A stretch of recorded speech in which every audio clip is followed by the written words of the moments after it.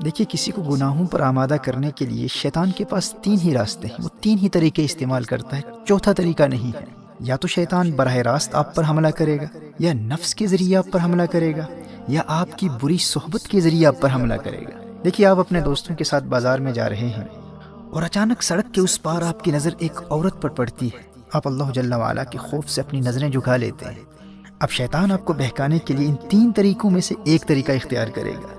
یا تو آپ پر وہ خود براہ راست حملہ کرے گا، آپ سے بار بار کہے گا کہ کوئی بات نہیں، ایک مرتبہ پھر دیکھ لے، تجھے اس کے حسن کا اندازہ ہی نہیں ہے، ایک مرتبہ دیکھ لے، دیکھ وہ تیری طرف دیکھ بھی رہی ہے۔ اب اگر آپ کا ایمان مضبوط ہے تو آپ اعوذ باللہ پڑھ کر اور لا حول ولا قوت الا باللہ العلی العظیم پڑھ کر ان برے خیالات کو دور کر دیں گے، اور شیطان ان خیالات کے ذریعے ہی آپ پر حملہ کیا کرتا ہے۔ جسمانی طور پر اپنے ہاتھوں سے وہ آپ کا چہرہ اس لڑکی کی طرف پھیر کر آپ کو مجبور نہیں کر سکتا۔ اور شیطان کا دوسرا طریقہ کیا ہے؟ شیطان آپ کے نفس کے ذریعے آپ کو بہکانے کی کوشش کرے گا، لیکن اگر آپ نے اپنے نفس کو پہلے سے ہی قابو میں رکھا ہوا ہے تو اب شیطان کے پاس ایک ہی راستہ بچتا ہے، اب وہ آپ کی بری صحبت کو استعمال کرے گا۔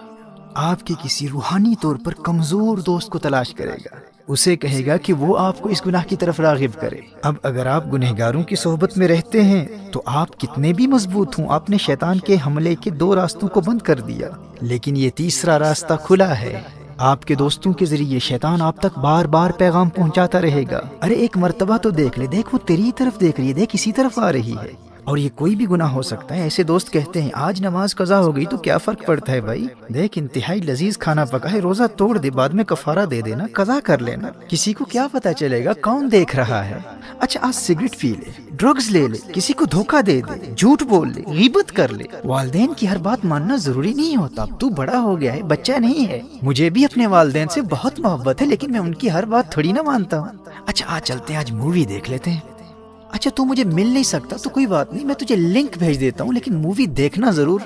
تو بری صحبت کے ذریعے آپ گناہوں میں مبتلا ہو جائیں گے۔ شیطان آپ کے ارد گرد برے دوستوں کو تلاش کرتا رہتا ہے، اور اگر آپ کا کوئی برا دوست ہی نہیں ہے تو شیطان ہار جائے گا، آپ جیت جائیں گے۔ محترم احبہ، آپ کے لیے خوشخبری یہ ہے کہ رمضان المبارک میں اگر حالت ایمان میں آپ صرف اس ایک دشمن سے بچتے رہے نا، بری صحبت سے خود کو بچا لیا، تو اللہ جل وعلا آپ کو گناہوں سے پاک بھی کر دے گا اور جنت بھی عطا کر دے گا۔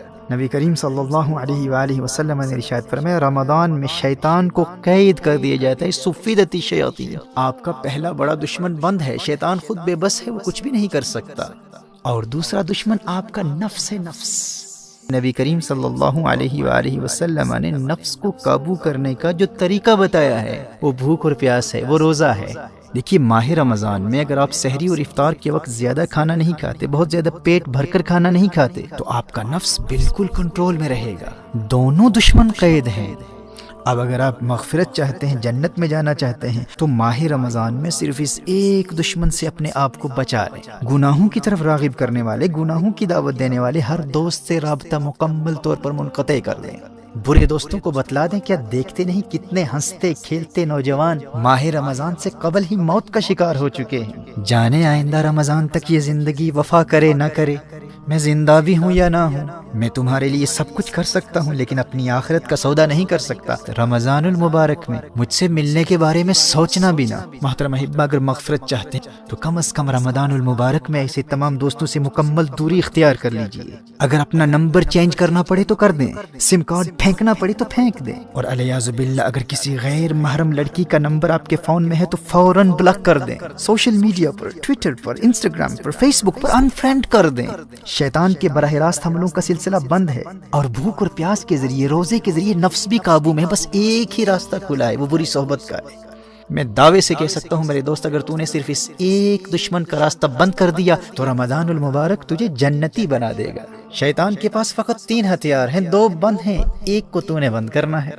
اور یاد رکھنا، دور حاضر میں بری صحبت صرف انسان ہی نہیں ہے، T V, internet, smart phones اور سوشل میڈیا کا غلط استعمال، یہ تمام بیڈ کمپنی ہے۔ اور اگر مجبوری میں اسکول کے کام کے لیے، ہوم ورک کے لیے، کالج اور یونیورسٹی کے اسائنمنٹس کے لیے، یا بزنس کے کسی کام کے لیے انٹرنیٹ کا استعمال کرنا ضروری ہے، تو اپنے پی سی کو، اپنے کمپیوٹر کو یا لیپ ٹاپ کو اپنے لیونگ روم میں استعمال کرنے کے لیے خود کو پابند کر لے کہ اگر تو فون پر بھی انٹرنیٹ کا استعمال کرے گا تو اس کمرے میں کرے گا جہاں تیرے والدین موجود ہیں، تیرے بھائی بہن موجود ہیں، تاکہ ان کی موجودگی تجھے انٹرنیٹ پر مختلف قسم کی برائی پر مشتمل شرمناک مٹیریل یا بری سائٹس پر جانے سے بچائے رکھے۔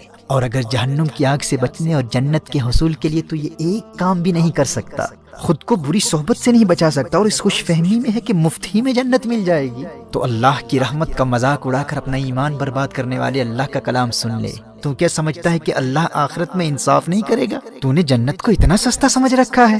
اللہ قرآن میں ارشاد فرماتا ہے، ام حسب الذین اجترحوا السیئات ان نجعلهم كالذین آمنوا وعملوا الصالحات سواء محیاهم ومماتهم ساء ما يحکمون۔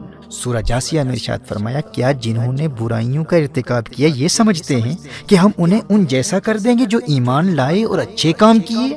یعنی جو جنت نیک لوگوں کے لیے، وہ جنت یوں ہی مفت میں بے ایمانوں اور گنہگاروں کو بھی عطا کر دے۔ فرمایا ساء ما یحکمون، کیا ہی برا حکم لگاتے ہیں۔ میرے دوست ہوش کے ناخن لے، قدر کر تو اللہ کے اس پیارے مہمان کی کہ اس نے تیرے لیے کامیابی کا راستہ کتنا آسان کر دیا ہے۔ دونوں جہانوں کی کامیابی کے لیے اس میں تو نے فقط ایک دشمن کا مقابلہ کرنا ہے، تو نے صرف بری صحبت سے بچنا ہے۔